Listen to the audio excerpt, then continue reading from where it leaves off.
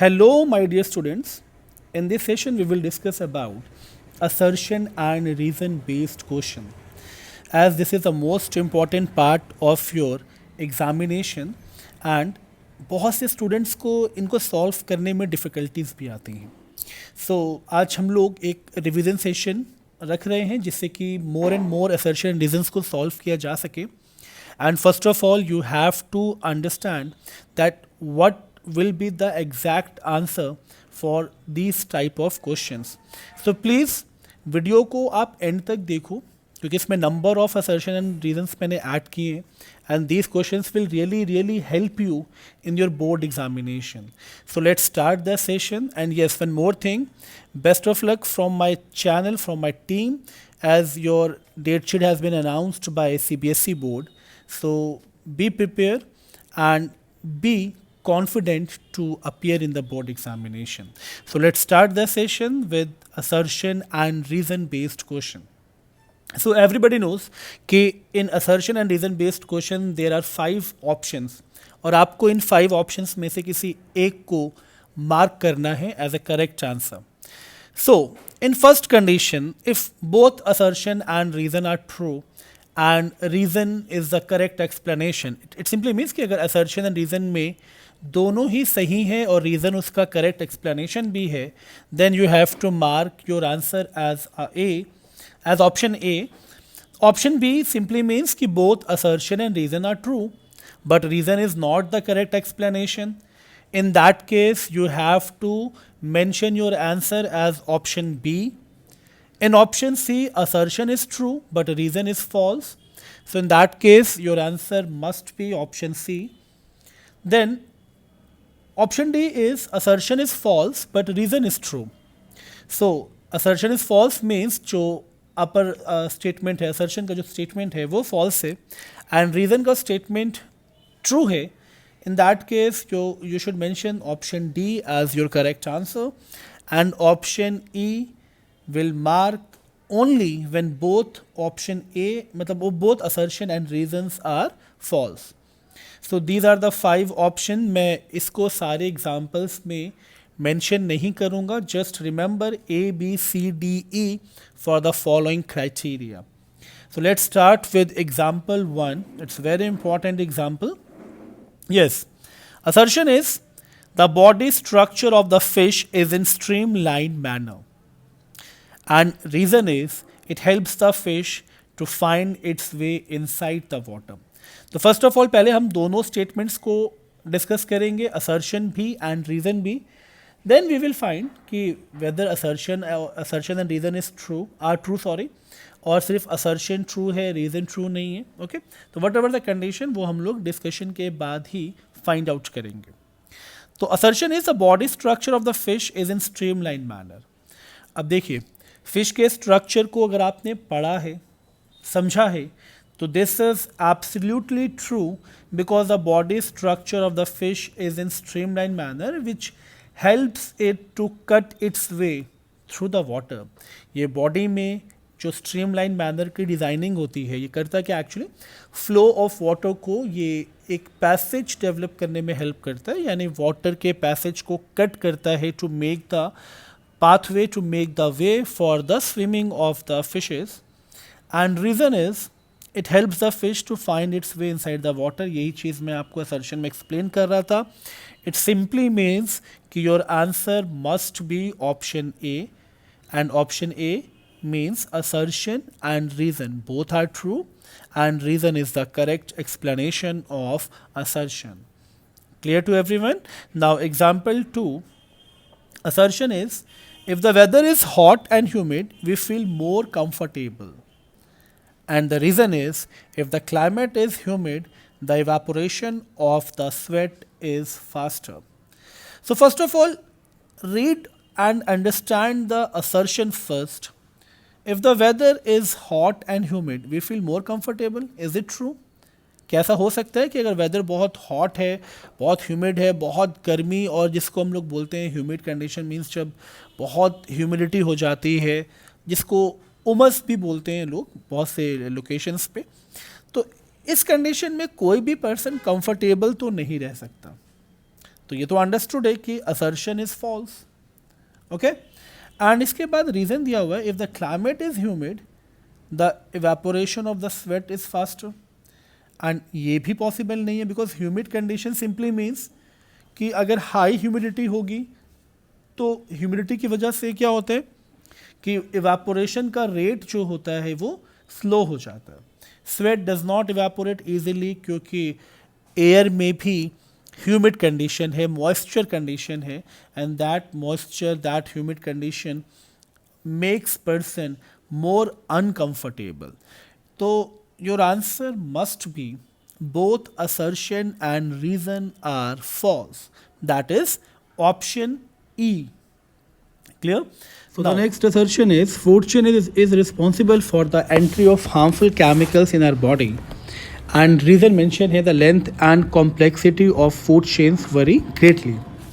अगर आप assertion पे focus करो तो एक चीज़ तो clear है कि food chain is responsible for the entry of harmful chemicals. अगर हार्मफुल केमिकल्स पे आप फोकस करो बच्चों, तो ये insecticide, pesticides and chemical fertilizers को इंडिकेट कर रहा है.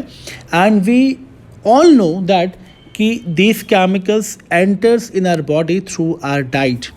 एंड अगर मैं फूड चेन की बात करूँ, सपोज अ प्रोड्यूसर, मतलब जो ग्रीन प्लांट है, they mainly grew by the addition of this type of chemicals. क्योंकि आप जानते हो ना, फार्मर्स अब इन केमिकल्स को एक्सेस अमाउंट में यूज़ करते हैं to protect the crops as well as for the rapid growth.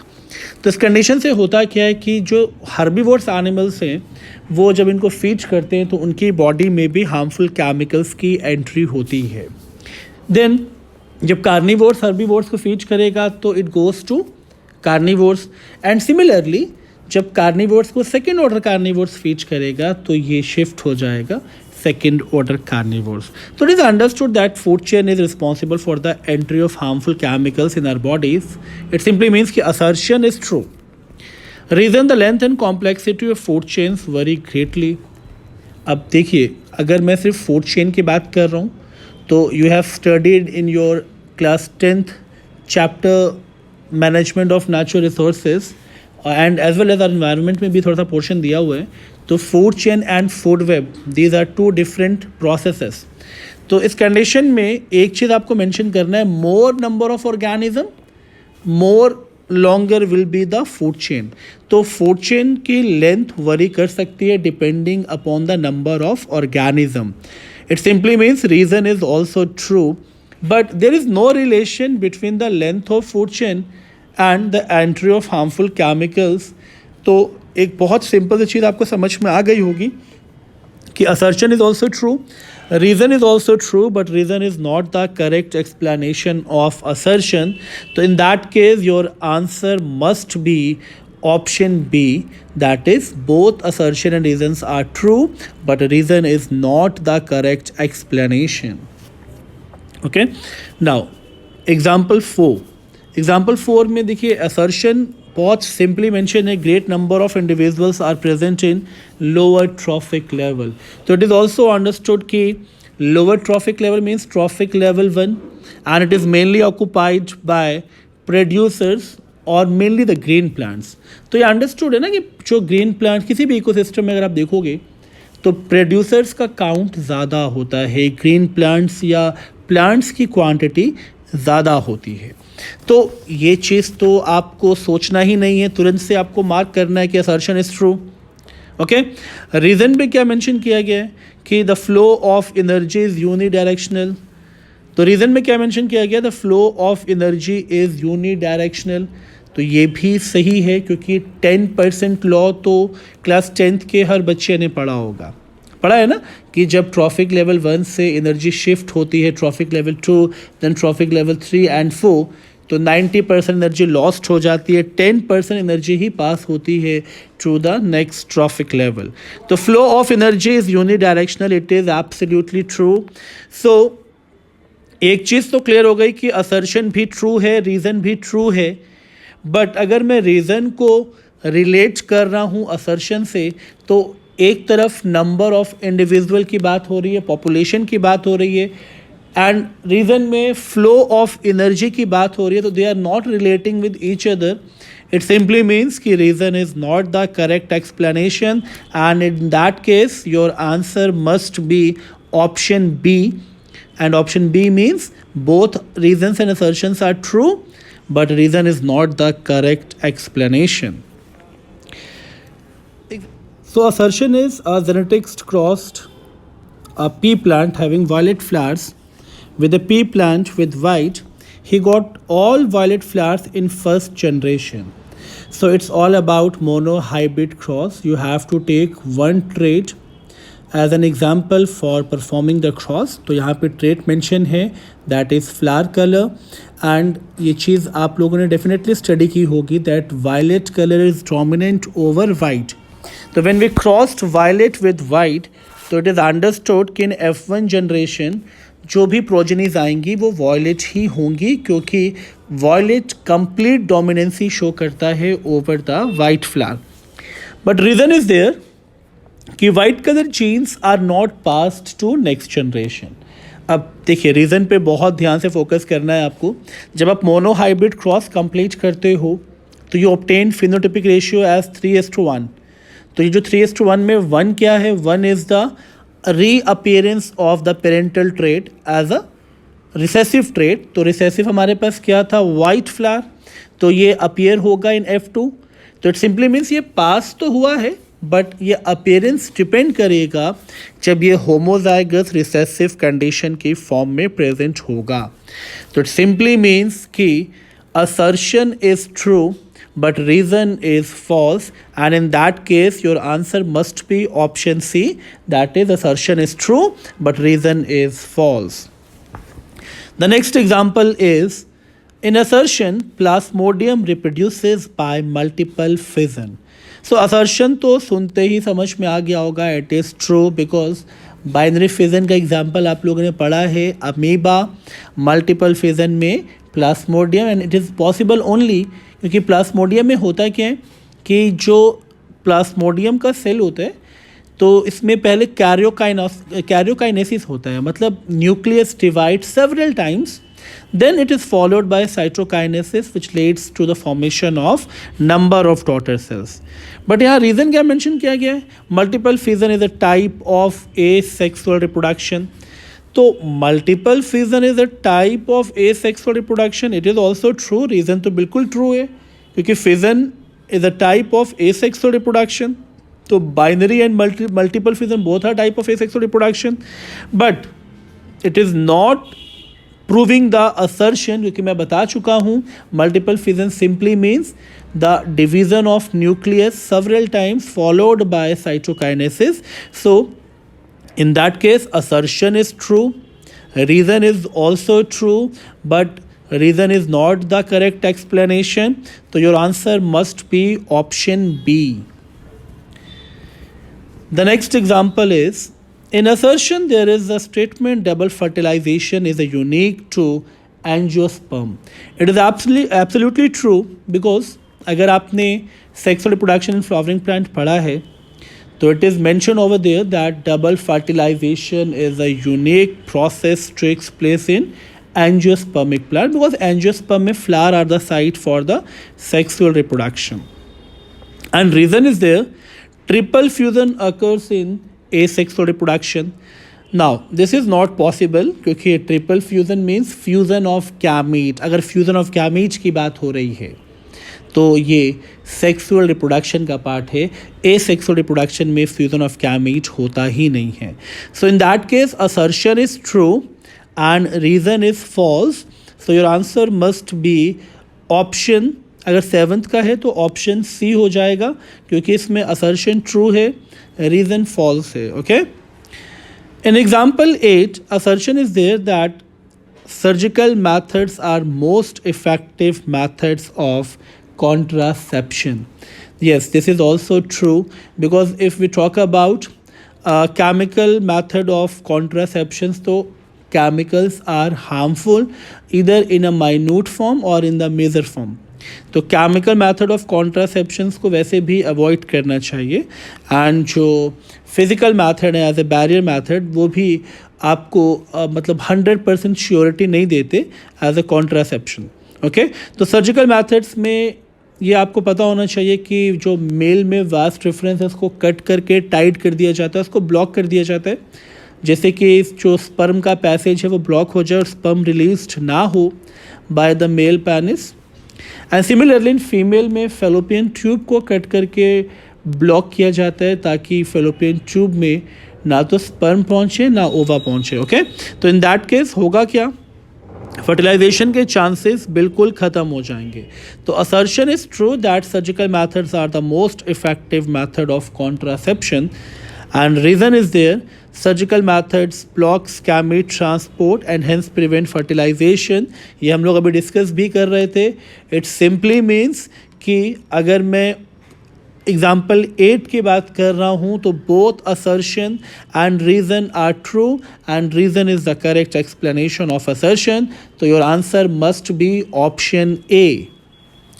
Now the next example is in assertion as puberty in boys, voice begins to crack and thick hair grow on the face. So this is a sign of puberty also, कि puberty में क्या होता है कि boys में क्या होता है, voice जो है वो harsh हो जाती है, crack हो जाती है, and hair grow as a beard and mustache.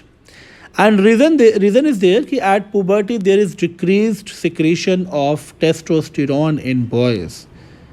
Now अब असर्शन तो बिल्कुल देख के समझ में आ रहा है कि जो थिक हेयर ग्रो होते हैं फेस पे एंड वॉइस बिकम्स हार्श और क्रैक, तो assertion is absolutely true.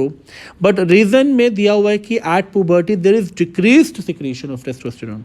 How it is possible, क्योंकि एवरीबडी नोज जो भी सेकेंडरी सेक्सुअल कैरेक्टर्स आएंगे वो आएंगे because of the increased secretion of testosterone. So reason is false, and in that case for example number 9 assertion is true, reason is false, your answer must be option C. Okay, assertion is true and reason is false. Now example 10 is there. In assertion valves are present in the artery, ये तो सुनते ही आपको समझ में आ गया होगा कि arteries में ऑक्सीजनेटेड ब्लड फ्लो करता है एक्सेप्ट पल्मोनरी आर्टरी। तो ये अंडरस्टूड है कि वॉल्व की रिक्वायरमेंट आर्टरीज में नहीं है, तो असर्शन इज फॉल्स। रीज़न दिया हुआ है कि arteries carries oxygenated blood from heart to different body part except pulmonary artery. Reason is true because arteries carries oxygenated blood. This is absolutely true, क्योंकि ये हम लोग बात भी कर रहे थे कि पल्मोनरी आर्टरी एक एक्सेप्शन है, बाकी सारी आर्टरीज ऑक्सीजनेटेड ब्लड ही कैरी करती है। बट इन दैट केस देखो आप असर्शन फॉल्स है, रीज़न ट्रू है, तो your answer must be option D, assertion is false and reason is true. In example 11, assertion is there that humans are not truly aerobic. अब देखिए मैं पहले assertion को एक्सप्लेन कर दूं। ह्यूमंस में एरोबिक रेस्पिरेशन तो होता है, but during the increased physical activity या during the demand of oxygen, जब बहुत ज़्यादा डिमांड हो जाती है ऑक्सीजन की, तो हमारी स्केलेटल मसल्स एनारोबिक रेस्पिरेशन भी करती है जिसमें लैक्टिक एसिड का फॉर्मेशन होता है। ओके, तो humans are not truly aerobic, this assertion is absolutely true, and reason is there that they produce lactic acid anaerobically. Reason is also true, and reason को अगर मैं रिलेट करूँ with assertion तो it is the correct explanation of assertion, because in reason it is mentioned over there कि they produce lactic acid anaerobically, so both assertion and reason are true and reason is the correct explanation of assertion. Okay, so example number 12, assertion is there कि lungs always contain a residual volume of air. ये चीज़ तो आपको बहुत अच्छे से पता होनी चाहिए कि लंग्स कभी भी कम्प्लीटली एम्प्टी नहीं होता, some amount of air gets stored in the lungs as a residual volume. Okay, तो assertion is true, absolutely true, and reason is there that it is so to ensure enough time for the release of carbon dioxide and for the absorption of oxygen. Reason is also true. अब मैं इस reason को relate कर रहा हूँ assertion से, बहुत ध्यान से सुनना है आप लोगों को, क्योंकि एक सिंपल सी चीज़ क्या दी गई है कि अगर रेजिडुअल वॉल्यूम होगा तो एक्सटर्नल मीडियम से कंसंट्रेशन ग्रेडियंट डेवलप होगा, एंड ये कंसंट्रेशन ग्रेडियंट हेल्प करता है for the easy diffusion of gases from external medium to the internal medium. So reason में जो statement है वो बिल्कुल सही है. इसका मतलब assertion and reason both are true, and reason is the correct explanation of assertion, and in that case your answer must be option A, which simply means कि both are true and reason is the correct explanation of assertion. In example 13, assertion is there. In a healthy adult, the initial filtrate in the kidney is about 180 liter daily, okay, but the actual volume excreted is only a liter a day. तो assertion पे अगर बहुत ध्यान दिया जाए तो ये जो statement है, this is absolutely true because kidney filters 1200 milliliter of blood in a minute. तो अगर उसको हम count करें on the basis of 24 hours or on the basis of a day, so it approximately counts about 180 to 190 liters, okay, but इसमें most of the components gets reabsorbed by the active reabsorption or passive reabsorption, so only a liter of the waste products gets eliminated as a urine. And assertion is absolutely true because this is the correct statement, but reason क्या दिया हुआ है कि most of the filtrate is lost from the body in the form of sweat. This is not possible क्योंकि आप जानते हो filtrate lost sweat की फॉर्म में नहीं हो सकता. वो हो सकता है बट जो मेजर प्रोसेस है that is the process of excretion by the means of urination. So reason जो है इसमें वो रॉन्ग है. So in that case assertion is true and reason is false. So your answer must be option C. Clear to everyone? Now move towards example number 14.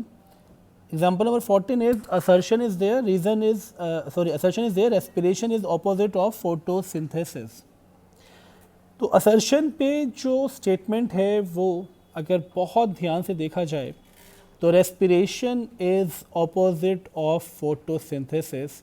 अगर मैं बात करूँ photosynthesis की तो process is all about manufacturing of food by utilizing solar energy, and respiration is all about breakdown of food.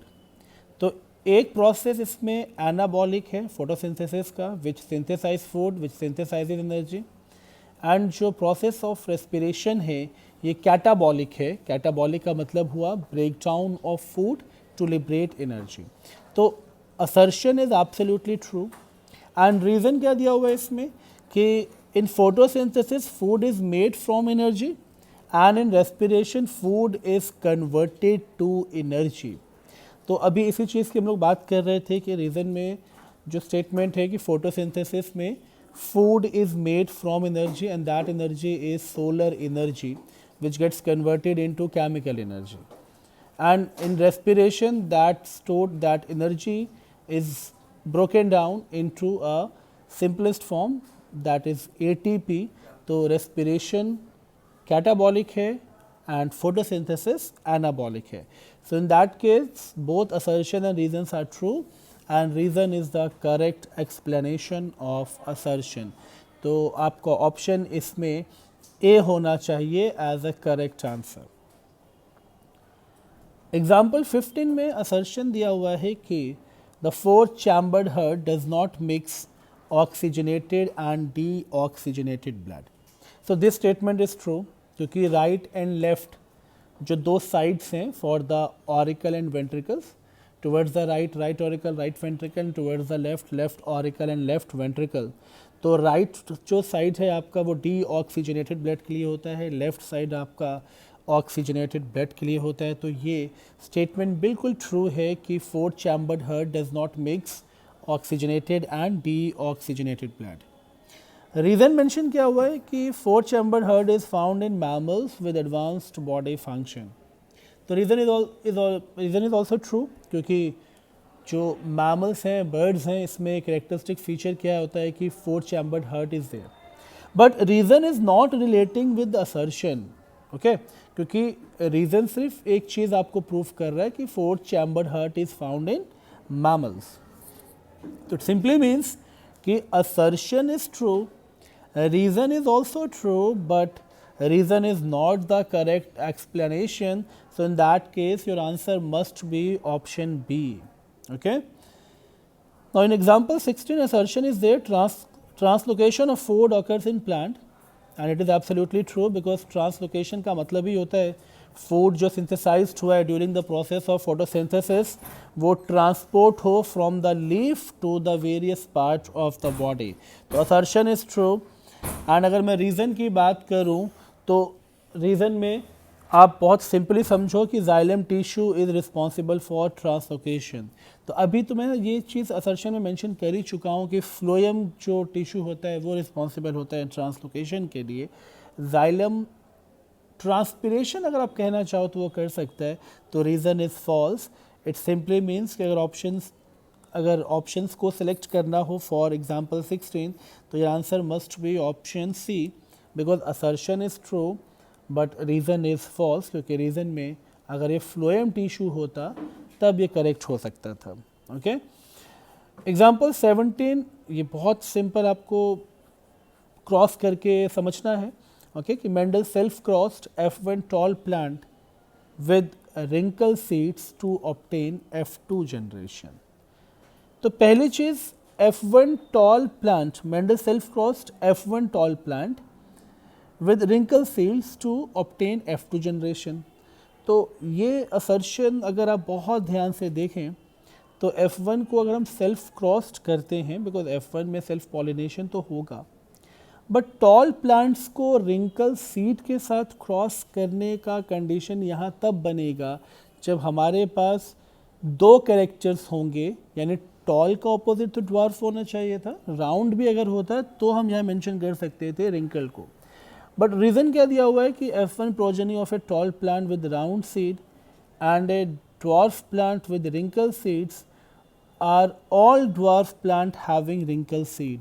तो reason में भी देखिए जो प्रोजेनीज मेंशन है उसमें साफ साफ मेंशन है लास्ट लाइन में कि seeds are all dwarf plant having wrinkle seed, जो पॉसिबल नहीं हो सकता क्योंकि dwarf and wrinkle are the recessive characters, तो they do not get expressed in the F1 progeny. Okay. यार अगर F2 भी आप ऑब्टेन करते हो तो सिर्फ ये कंडीशन आपको नहीं मिलेगी कि सारे ड्वार्फ एंड रिंकल सीड्स मिलें आपको, क्योंकि जो टॉल एंड राउंड है वो डोमिनेंट कैरेक्टर है, उनका अपीयरेंस सादा होगा. तो in that case in example 17 both assertion and reason are false. तो your answer must be option E. Okay. E में आपको दोनों स्टेटमेंट फॉल्स मेंशन करना होता है. नाउ एग्जाम्पल 18 में असर्शन दिया हुआ है the experience of an individual during its life time can not be passed on to its progeny, and this assertion is absolutely true क्योंकि ये जो एक्सपीरियंसेस होते हैं इंडिविजुअल के ड्यूरिंग इट्स लाइफ टाइम, ये उस पर्सन का, उस इंडिविजुअल का सेल्फ एक्सपीरियंस है. इसका मतलब ये एक्वायर्ड कैरेक्टर्स है, they are not related with DNA. अगर DNA से रिलेटेड नहीं है तो दे never passes from parents to progeny. तो assertion is absolutely true. It simply means कि the experiences of an individual during its lifetime cannot be passed on to its progeny as these are acquired traits. Okay. Reason क्या दिया हुआ है? Change in non reproductive tissues can not be passed on to DNA of germ cell. And reason is also true क्योंकि ये जो non reproductive tissues हैं उनमें कोई चेंज आता है. फॉर एग्जांपल अगर एक्सीडेंटली आपका हैंड या आपका लेग्स कट जाता है तो वो पास नहीं होगा आपकी प्रोजेनी में as these are not related to your reproductive tissue. तो रीज़न भी बिल्कुल ट्रू है एंड रीज़न ही इसका करेक्ट एक्सप्लेनेशन है क्योंकि यही चीज़ ये प्रूफ कर रहा है कि जो सेल्फ एक्सपीरियंस होते हैं वो पास नहीं होते प्रोजेनी में, या इंडिविजुअल का जो लाइफ टाइम एक्सपीरियंसेस है, experiences in the form of whatever the condition he और शी इज़ फेसिंग, तो वो जो कंडीशंस मैं मेंशन कर रहा हूँ यहाँ पे वो एक्वायर्ड कैरेक्टर्स के फॉर्म में प्रेजेंट होंगे, वो पास नहीं होंगे, तो रीज़न इस असर्शन को जस्टिफाई कर रहा है। तो सिंपली मीन्स कि असर्शन भी ट्रू है, रीज़न भी ट्रू है, and reason is the correct explanation of assertion. तो in that case your answer must be option A. In example 19, assertion is there, Mendel choose pea plant for his experiment. Assertion तो सुनते ही आपको समझ में आ गया होगा because पूरा chapter इसी पी प्लांट पे बेस्ड है। ओके, तो assertion is true. Reason is there that pea plants were the only plant he could gather for his experiment. अब according to the time of Mendel, जो Mendel ने जिस time पे ये observation करके हाइब्रिडाइजेशन प्रोग्राम किया था, तो only the pea plant were the only मतलब only the pea plants were available in that garden जहाँ पे मेंडल ने ये ऑब्जर्व किया था 7 contrasting trait. So that's the reason कि Mendel choose pea plant for his experiment.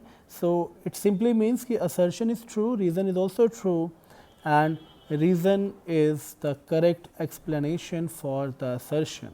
Because Mendel chose pea plant for experiment because pea plants were the only plant he could gather for his experiment because of the 7 contrasting trait. Okay. Now in example 20, assertion is there that evolution